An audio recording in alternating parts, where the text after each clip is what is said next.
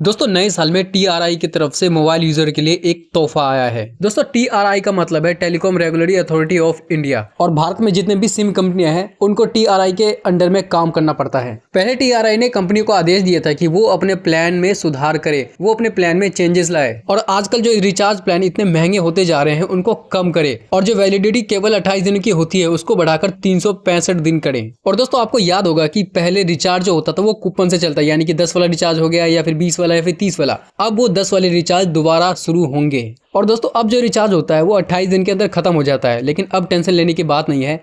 Telecom कंपनियों को आदेश दिया गया है कि जो भी रिचार्ज होगा उसकी वैलिडिटी 365 दिन होगी, यानी कि 1 साल की होगी। आपका सिम एक बार रिचार्ज करने पर 365 दिन तक एक्टिव रहेगा। दोस्तों पहले तो टीआरएआई ने कंपनी से सुझाव मांगा था कि इन पर तुम्हारा क्या विचार है, इस पर क्या सोचते हो तुम। लेकिन अब टीआरएआई ने कंपनियों को आदेश दिया है कि आप इन प्लान को शामिल करो, सस्ते रिचार्ज करो और जो वैलिडिटी है उसको 365 दिन तक बढ़ाओ। अब दोस्तों प्लान क्या है और इन रिचार्ज प्लानों से किसको फायदा होगा और ये कब से लागू होगा, इन सभी के बारे में डिटेल से जानते हैं। तो चलो वीडियो के लाइक और चैनल के सब्सक्राइब के साथ आइए वीडियो की शुरुआत करते हैं। दोस्तों telecom regulatory authority of India निष्पक्ष और पारदर्शी वातावरण बनाता है जो समान अवसर प्रदान करता है सभी टेलीकॉम कंपनियों को, और जो सिम कंपनियों के लिए बाजार है उसमें निष्पक्ष प्रतिस्पर्धा का सुविधा प्रदान करता है। ये इसको शॉर्ट फॉर्म में ट्राई कहते हैं, जो लगातार ट्रैफिक, इंटरकनेक्शन, सेवाओं की गुणवत्ता और डायरेक्ट टू होम सेवाओं और मोबाइल नंबर पोर्ट करने जैसे विषयों पर आदेश और निर्देश जारी करता है।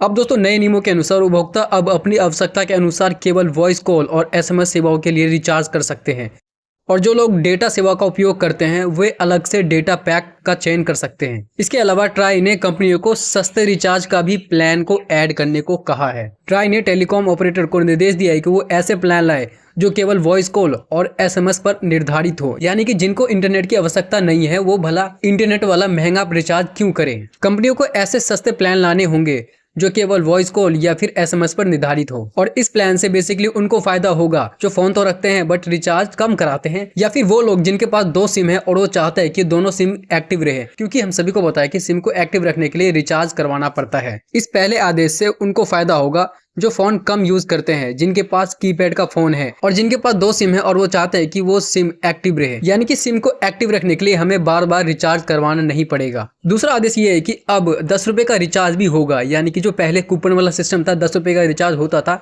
अब वो 10 वाला रिचार्ज भी होगा। इस प्लान से उनको फायदा होगा जो महंगे रिचार्ज नहीं करा सकते या फिर सिम को एक्टिव रखने के लिए महंगे रिचार्ज नहीं करा सकते। अब जो पहले सिस्टम होता था कि 10 वाला रिचार्ज कराओ, मिस कॉल करो, उधर से खुद कॉल आएगा। दोस्तों तीसरा आदेश या फिर तीसरा फायदा ये है कि जो पहले रिचार्ज कराने पर वो 1 महीने या फिर 90 दिन के अंदर खत्म हो जाते थे और वो जो सिम है वो डीएक्टिवेट हो जाता था, अब वो ऐसा नहीं होगा। उसको बढ़ाकर यानी कि 28 या फिर 90 दिन से बढ़ाकर 365 दिन तक कर दिया है, यानी कि 1 साल तक आपका सिम एक्टिव रहेगा। इससे ये फायदा होगा कि आपको बार बार रिचार्ज नहीं करवाना पड़ेगा सिम को एक्टिव रखने के लिए। और दोस्तों अब ग्राहक अपनी आवश्यकता के अनुसार रिचार्ज प्लान को चुन सकते हैं, और ट्राई ने यह भी आदेश दिया है कि कंपनी को अपने रिचार्ज सस्ते करने पड़ेंगे, क्योंकि हम सभी को पता है कि कंपनियां मनमानी कर रही है, वो अपने अनुसार रिचार्ज महंगे कर दे रही है। पहले एक कंपनी अपने रिचार्ज महंगे करती है, फिर बाकी सभी कंपनियां अपने रिचार्ज महंगे कर लेते हैं, और अभी सरकार इन टेलीकॉम कंपनियों पर लगाम नहीं लगाती तो आने वाले समय में रिचार्ज पता नहीं कितने महंगे होने वाले हैं। अब दोस्तों बात करें कि ये प्लान कब से शुरू होने वाले हैं। पहले तो ये 23 जनवरी से शुरू होने वाले थे, यानी कि नए साल के महीने में, लेकिन हो सकता है कि नए साल से यानी कि 1 तारीख से इनकी शुरुआत हो जाए।